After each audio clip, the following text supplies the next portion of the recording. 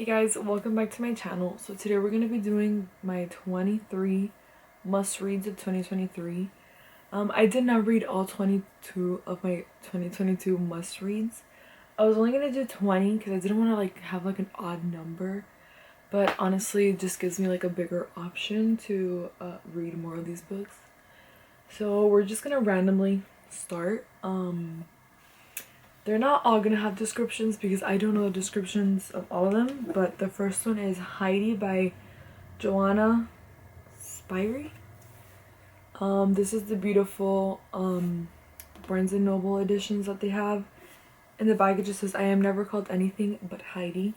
I think she's from Switzerland because I was in Switzerland these last 2 weeks, and there was a lot of magnets that said Heidi's house and all that stuff. So I'm assuming that might be the Swiss Alps and stuff. I know it said it's a children's classic, but I don't know very much about it. But I'm setting a goal for myself this year to read more classics. I set my Goodreads goal for only 48. Just so it's 4 books every month, more or less. Because I want to focus more on classics, whether it be children's classics or regular classics. Just because I feel I really like the classics when I do read them, so I do want to focus more on those because I feel they bring more to me than other books. But don't get me wrong, I do love my thrillers and my horrors and my fantasy and everything.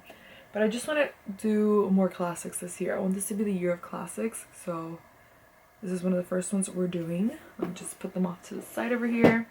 And then we have another children's classic, which is The Secret Garden. Like I said, I don't know what most of these are about. I've just been collecting them because I want to read a lot of classics. So this one's by Frances Hodgson Burnett.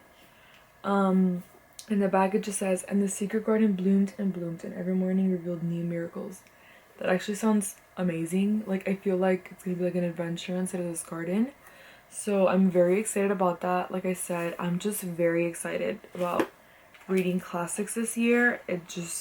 It looks so nice. Obviously, the writing is pretty big, and it's also one of these Barnes & Noble edition ones. I have a lot of Barnes & Noble editions because I love Barnes & Noble, so very excited about this children's classic too. Then I have, I guess, it's not really a classic, but, and it's the Unabridged Journals of Sylvia Plath. This is just her journals that were published, so it's her life. It feels a little weird reading it. I did start reading it. I'm only in page 16, so it's nothing crazy. It does feel weird reading it, especially because it was published after she died, so it wasn't she wanted to publish it. And like I said, I'm only in page 16. And there's been already so many triggering things. I feel bad for her just because she had it really hard with her mental health and everything. So it feels like an invasion of privacy, but I heard a lot of people talk about it and they really like it. And then Throne of Pages, she read it. I don't know if she already finished it, but I know she enjoyed it, and a lot of people are reading it, so I just wanted to read it. I have also a poetry collection by her that I'm reading, so I think it's nice to be able to read them both together just to see how her life kind of weaved into her poetry. And I also want to read The Bell Jar because a lot of people say that it seems the protagonist is based on herself. So it's very exciting, and I guess not very exciting because The Bell Jar is not a fun, book. But I am excited to read more about it. So if you do want to read this book, I would look up the triggers just to make sure you're not going to be reading this and then feel bad. So, yes. Next up, we have, I decided to throw in here 2 or 3 mangas to kind of soften it up, because with a lot of classics, oh my god, I almost dropped all that. With a lot of classics, it tends to be a lot. So I have Wotakai, I think that's how you say it. Wotakoi, I think. Love is Hard for Otaku, Volume 1. I love that man. Look at him, stunning, gorgeous. Look at them go. I think this is about so it says she gets dumped by her boyfriend. She's trying to hide it, and she meets a childhood friend at her new job. oh shoot, I guess something's not working out, and then he asked her to just date. I remember reading this at the bookstore and I was like, why the heck not? So I'm excited to read it. It looks like a fun, like light-hearted manga, and I do like mangas like this because I really like the, what is it called? The Waiting for Spring mangas. Manga. I don't know why I said mangas. So I'm excited for this one. Next, we have a book that I feel like has been on my books I need to read this year, every year. Okay. And that is A Court of Thorns and Roses by Sarah J. Maas. I've tried to read this book, I kid you not, like 5 times, and I've only read like chapters 1 and 2. And I have not gone past that. I know that once I get past that, I'm gonna love this book because so many people love it. And it is a Beauty and the Beast retelling, and that is literally my favorite Disney princess. So I know I'm gonna love it once I like get into it, but I just haven't gotten into it. One of my friends bought it last year. Honestly, I think she bought it like at the end of 2021, and we were supposed to read it in 2022, and we didn't. Sorry, this is like dust, and that's why I'm like coughing and stuff. But yeah, it has dust because it's been sitting there. She's been collecting dust. So I do want to read it. Hopefully 2023 is the year when we actually read it. And yeah, I'm not going to explain what this one is because everybody and their mothers knows what this book is about. So we're just going to go on to the next one. And then next we have another book by Sarah J. Maas. And that is Throne of Glass. I have this like cute edition that I found for like $10 in the sale section of Books A Million? No. Books A Million? Is that what it's called? I don't know now. So it's this like stunning edition, and like I'm living for it. But I have not read Throne of Glass, so hopefully this is the year that I finally read A Throne of Glass. I don't know much about it, but like I said, everyone and their mothers knows about this series. Also, I know it's just like an assassin, and that's literally all I know about it, but I do want to read it. I feel like I am gonna like the series once I get into it, but I just haven't gotten into it. I haven't even tried opening this book and reading it, so it's a different situation than with A Court of Thorns and Roses, but I am excited to read both. I want to read both this year. Fingers crossed we get to it. So next we have another children's classic, which I've watched the movie and loved, and that is Little Women by Louisa May Alcott. I have also Anne of Green Gables in this edition, and I did read it already, and I just like loved the movie, and I loved all the characters, and honestly I'm just excited to read it. So I'm not good at explaining books, but it's about 4 sisters basically living their life and you follow them basically. So I know it's Meg, Beth, what are their names? Jo and Amy. Meg, Beth, Jo, and Amy. So we're following them. One of them is sick, like she's dying. The other one just wants to be a boss ass woman, a girl boss. She's not like, I want to date and all that stuff. The other one, I'm not gonna say who's who, you know. The other one's very much like, wow, I just want to get married, you know. And then I don't remember what the other one is very much about. Anyway, so Little Women, I do want to read it this year. She's a little bit chunkier. She's a bit of a chunkier book, but she is also shorter, so it's okay. I hope I can read it. Like I said, I want this to be the year of classics. I want to fly through these, so fingers crossed we get through all of the books this year. And then, like I said, I threw in some, what's this word? Graphic novels and manga. Not graphic novels. I think I just did mangas in here to like soften up this list. And that the one I put is Full Metal Alchemist, the Full Metal Edition, Volume 1. Like I said, I watch a lot of Throne of Pages, and I know this is one of her favorite like mangas. So I'm very excited to read it. I don't know if it's gonna be my cup of tea, but I didn't think, what's the name of that manga? Attack on Titan, I didn't think it was gonna be my cup of tea, and I actually really like it. So we're gonna see if I like this. I literally don't know anything about this manga. I'm literally reading it because Throne of Pages is obsessed with it, and I'm like, let's give it a try. Maybe I like it, maybe I don't. If I like it, I'll continue it. If I don't, then it was just one book I read. So yeah. And next, I have my first ever Robin Hood book, and it's Assassin's Apprentice. I thought that was gonna be a lot chunkier of a book because I've seen the other ones and they're like this thick. So when this came in, I was like, there's literally no way this is the right book.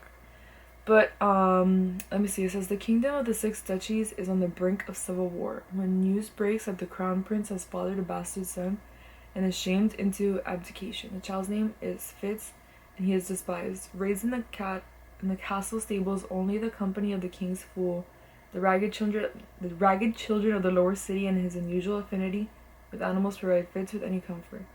To be useful to the crown, Fitz is trained as an assassin, and to use the traditional magic of the Farseer family, but his tutor, allied to another political faction, is determined to discredit, even kill him. Fitz must survive, for he may be destined to save the kingdom. So, honestly, I just want to read this whole freaking series. Because I really want to get to the ones of the ships or something like that. Just because, like, I love anything pirate related and ship related. So, I really want to get to those. I've never really read an assassin book, so I know this and Throne of Glass. I almost said Throne of Pages. Throne of Glass is gonna be like my first like dip into the assassins, and hopefully I enjoy it. I'm not a very big like action kind of girl. Like action movies are not my cup of tea. Like I watch some like horror, thriller, rom-coms, just comedy, anything. But like action movies, like adventure, I love. Action is just I'm like, So I feel like assassins aren't like my normal cup of tea, but I hope I do really enjoy it. And then the next book, which I know nothing about and I want to know nothing about because that's how I feel like you should read her books, is The Starless Sea by Erin Morgenstern. All I know is that there's a ship on it. It's in the sea, I'm assuming, because it's a starless sea. And I feel like I'm just gonna love it. I really enjoyed The Night Circus. I think I gave it 4.5 stars. It felt very magical, and I feel like if you do read The Night Circus, you should go on Spotify and listen to the playlist because it makes it so much more magical. I kid you not, it's amazing. And then I feel like I'm gonna try to see if I find a playlist for The Starless Sea, just because I feel like her books are very magical, and honestly, that's like the best thing ever. So if you have the chance to read one of her books, I would really recommend The Night Circus. And hopefully I read The Starless Sea this year. Honestly, it looks like a pretty simple read, like not like quick because I feel like I'm an average to slow reader. But I'm very excited, and like I said, I don't even want to read the synopsis. I know some people love this book and some people hate it. I'm actually watching A Throne of Pages, like her favorite books of 2022, and this was up there. So I'm just very excited to read this. So hopefully we get through it this year, just like with every other book on the list. Next, this book has been highly talked about on Book Talk and BookTube, and it's Alone with You in the Ether by Olivia Blake. It's a love story, that's all I know. I know it's been compared to like Taylor Swift songs, and like it's like reading Taylor Swift songs. So I was sold. I'm like, yes, please, thank you.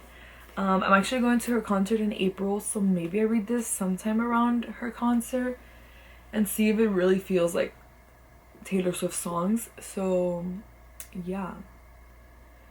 I don't know what this book is about other than it's been compared to like Taylor Swift lyrics and everyone loves this book. And that it's a love story, like it says right there, a love story. So honestly, I'm just going into most of these books without knowing what they're about, but very excited for them.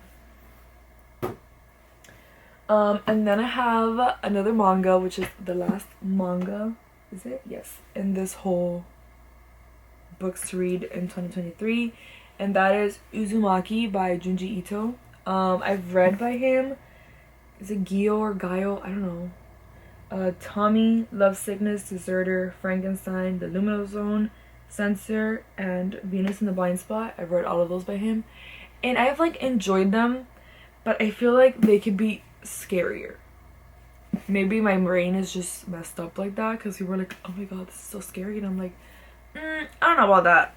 I feel like they could be scarier, but I do enjoy them. He does have a twisted mind, but you know, the only one of his mangas that I haven't liked, and I feel like everyone's gonna be like, you're wrong, it's Tommy. I don't know if it was too long, so it felt like too dragged out. Sorry, let me rearrange myself. So it felt too like dragged on for me. That was the only one. All of the other ones I've enjoyed, so I am excited to read Uzumaki. All I know about Uzumaki is, like it says here, spirals. This town is contaminated with spirals.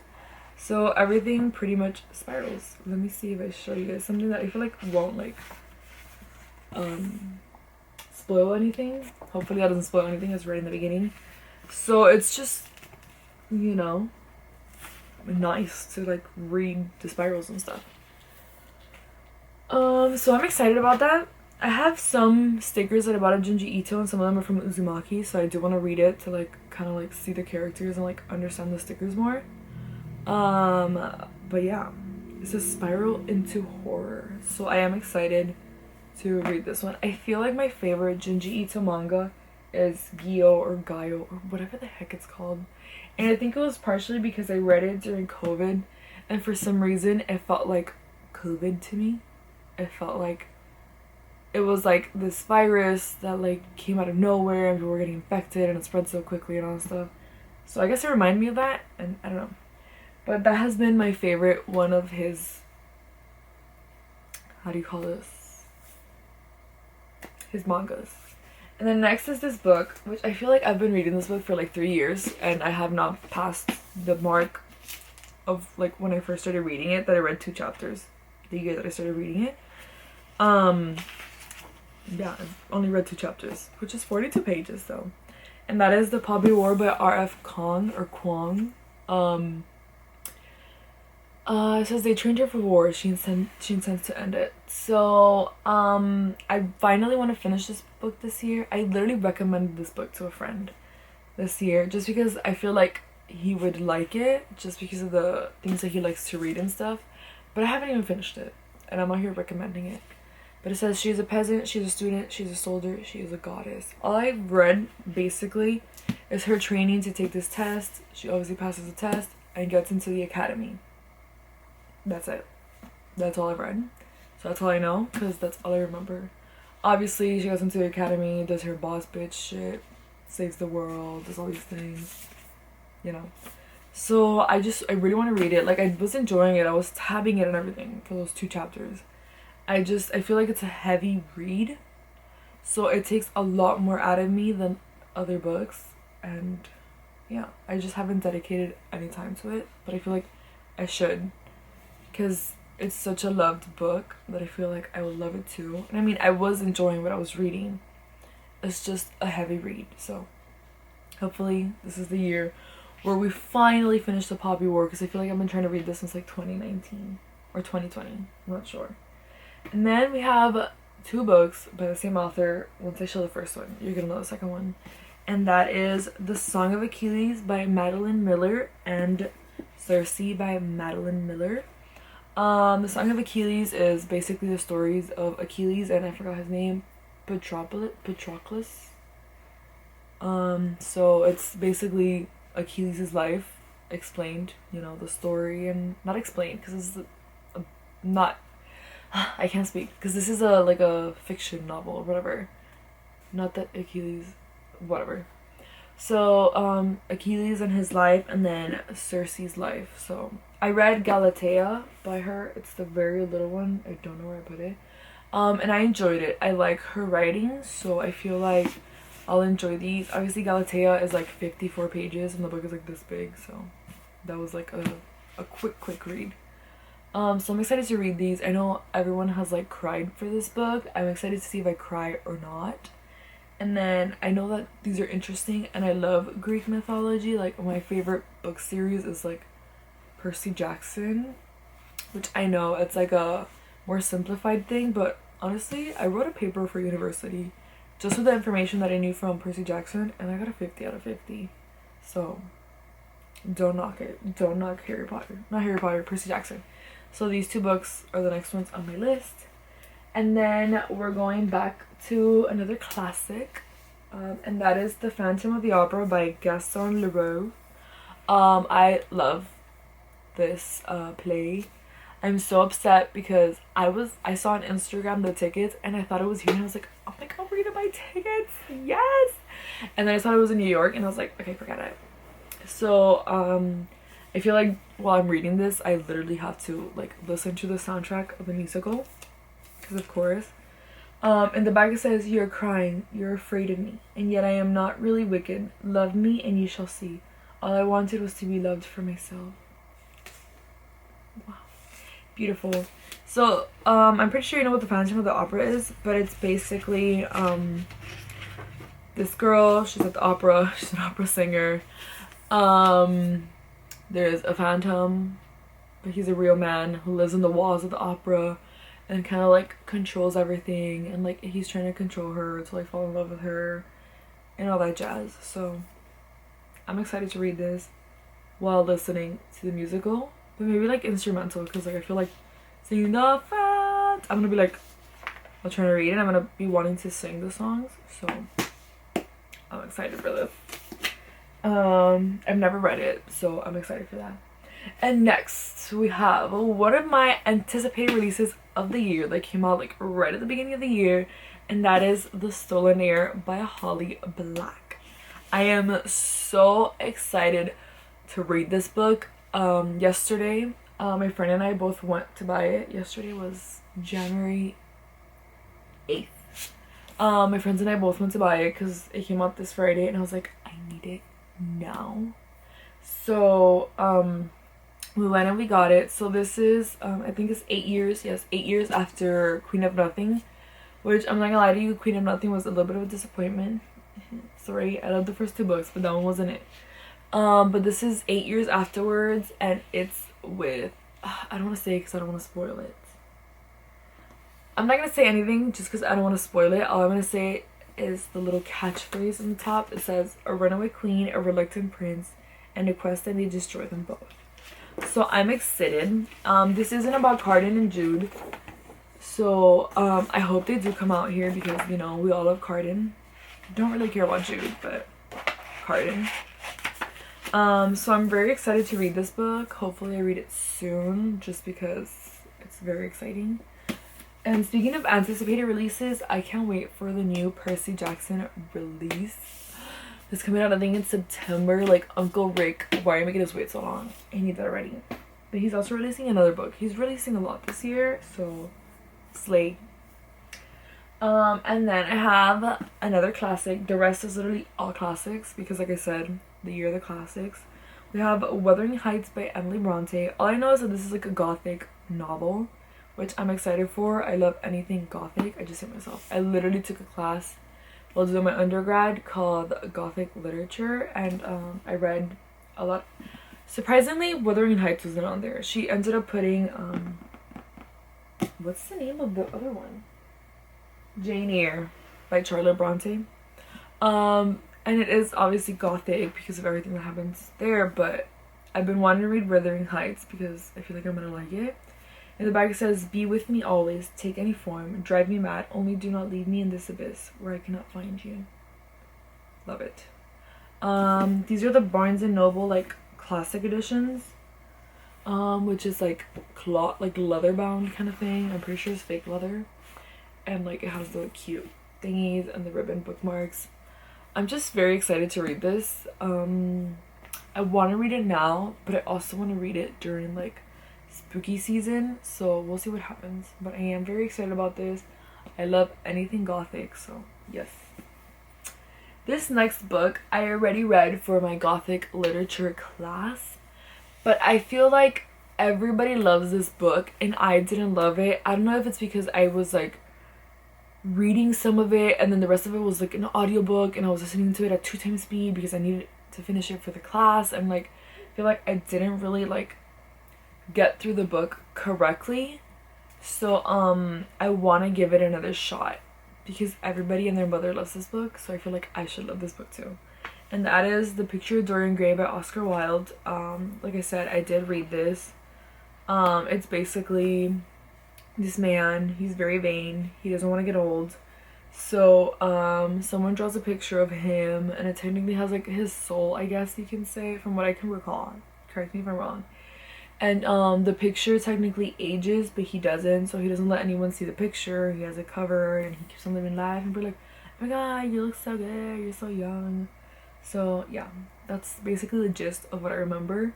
So I do want to read it again. I know it's Gothic literature, so I am excited about that. And I know everybody loves this book, and everybody's like, I need more books like The Picture of Dorian Gray. And I feel like, I'm like, no. So I want to read it again and see if I love it this time around. And if I don't, then listen, The Picture of Dorian Gray is not for me. But I do want to give it another chance, so hopefully I do love it this time around. And next, these 4 books are all by the same author. I've read only 2 of her books, but I've loved both of them, and one of them is one of my all-time favorite books. And the author is Jane Austen. Pride and Prejudice is one of my all-time favorite books. I thought this stopped recording, sorry. Pride and Prejudice is one of my all-time favorite books. Even so that, like, now I went to Switzerland, and I couldn't find it in the French part of Switzerland, but I found it in the Swiss German part of it. And I bought not 1, but 2 versions of the Swiss version of Pride and Prejudice. So it's called Stolz und Wurtel. I don't know. But this is Pride and Prejudice. So this is the first version I found. And I was like, I need it. It was 20 Swiss francs. For this little paperback. Obviously I don't understand it, I don't speak Swiss German, so I'm never gonna read this, but I wanted to collect it. And then I was at the train station about to get the train to go to another city. Was it? Yes, it was to go to another city.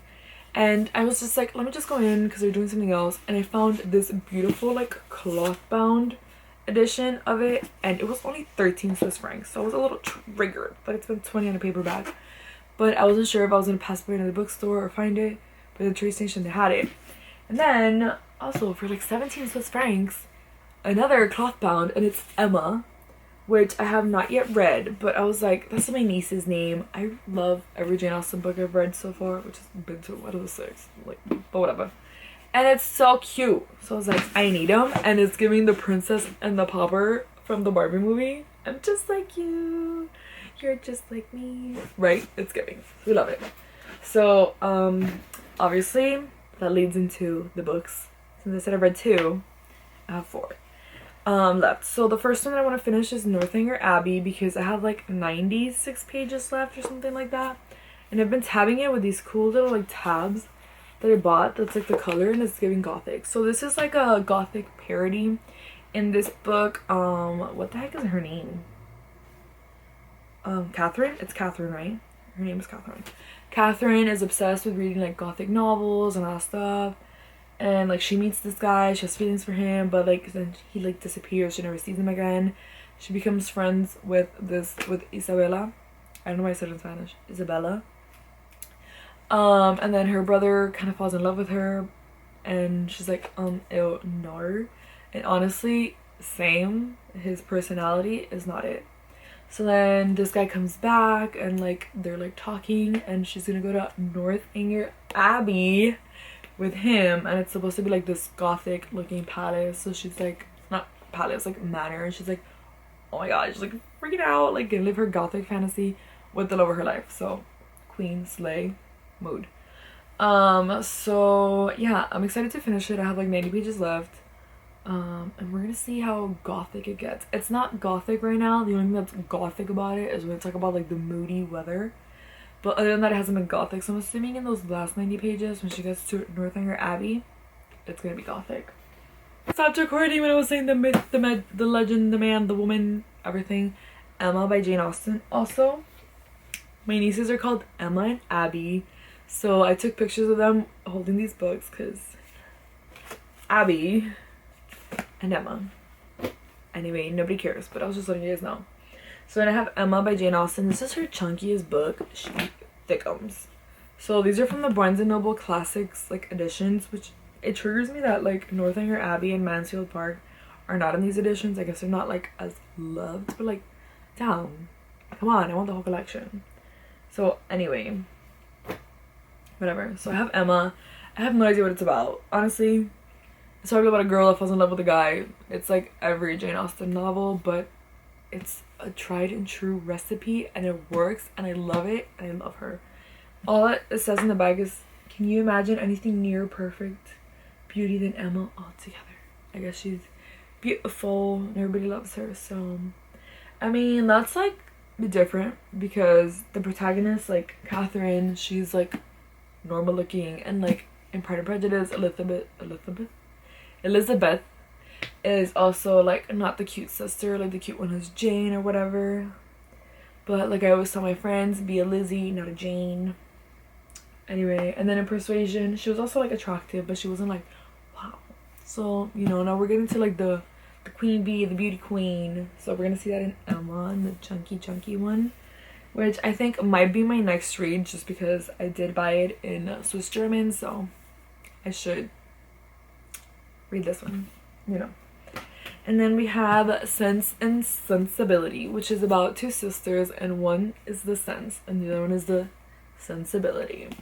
Like I said, I don't know much about this. I've read the synopsises, but I always forget. I have like horrible memory. So this one is also super cute because it's like purple and pink, and then this one's like green and orange, super cute. All it says in the bag is, it's not time or opportunity that is to determine intimacy. It is disposition alone. So like one sister, I know she's all about sense, and the other one's very sensible. I feel like I'm a little mixture of both. I'm in neither end. So I'm excited to read this one. I know this is another one of her loved ones. The ones that people usually don't like are Mansfield Park and Northanger Abbey. I am enjoying Northanger Abbey, not as much as Persuasion and Pride and Prejudice, but I'm enjoying it. I feel like I'll read and be like, yes, queen, to anything by Jane Austen. So then the next one and the last book on this list is Mansfield Park by Jane Austen. All it says in the bag is, we have all better guiding ourselves if we would attend to it than any other person can be. Literally, I have no idea what this is about. It says, when 10-year-old Fanny Price is plucked from squalor to be raised in comfort at elegant Mansfield Park, home of her well-known relatives, the Bertrams, only her teenage cousin Edmund notices her homesickness and distress. He comforts her, instructs her, and helps her to become a competent, self-possessed young woman. Fanny thrives as a useful and happy member of the household, while her natural feelings of gratitude and respect for Edmund grow into something deeper, but then trouble arrives in Mansfield Park. Ew, she's having feelings for her cousins? It's not giving. Not. But Game of Thrones and stuff, so yes. I mean, I've never watched it, but anyway. So I am excited to read it. This one is a little bit bigger too, just because these are like a lot thinner pages than those. So we'll see. It's like over 400 pages. But I am excited to read it. Like I said, I'm excited to read anything Jane Austen, but I've heard that this book is very boring. So hopefully it's not too boring. But, you know, like I said, it's a classic, and most of Jane Austen's books are about like mundane lives. It's not like Wuthering Heights or like even Jane Eyre, which is like, she's like taken to this place, he has his wife in the attic that's just supposedly crazy and all that stuff. So it's like more of like tamed ones, but I honestly love them. And I was talking with my friends, and we were talking like, if you were a book, what kind of book would you be? And we all agreed I would be a classic. So I feel like I have to rep, and this has to be the year of classics because this is gonna be like my year, you know what I mean? So there's just a lot of books in this shindig. Hopefully I can get to all 23 of them, but realistically I probably won't because I tend to deviate from like set lists. So that's why I never do like a monthly TBR, because I never stick to TBRs. I always deviate from them because I'm very much so a mood reader. So hopefully I can get through all 23 of these books, and obviously some more, since my goal is to read 48 books this year. So we're just gonna see what happens. Like I said, I'm very excited. to read a lot of these books. Oh my god, I should have added Babel to this list. I want to read Babel. I bought it. It's somewhere. I don't know where it is, but I do want to read Babel. So I guess as an extra 24th, which we're not gonna put in the list, I guess, it's Babel by R.F. Kong or Kwong. I'm not sure how you pronounce his last name. I'm sorry, I'm not Asian, so I don't know the exact pronunciation. So yeah, like I said, I'm very excited to read these books. Hopefully I can get through them, but if we're being realistic, I'm probably not gonna get through all of these, because maybe I'm like, oh, I don't feel like reading The Secret Garden. I feel like reading The Prince and the Pauper, or The Age of Innocence, or whatever, you know what I mean, or The Secret History. So whatever it is, like I said, I do want to read more classics this year, so that's like a big goal of mine. And more like, I guess, like, how do I put this? Like, I don't know how to put this. Like, more like meaningful books kind of thing. So I guess thank you guys for watching. Please leave down below like some books that you want to get through in 2023, or there'd be a list of 5, 10, 20, 30. You know, shoot as high as you want. But yeah, thank you guys for watching. Bye.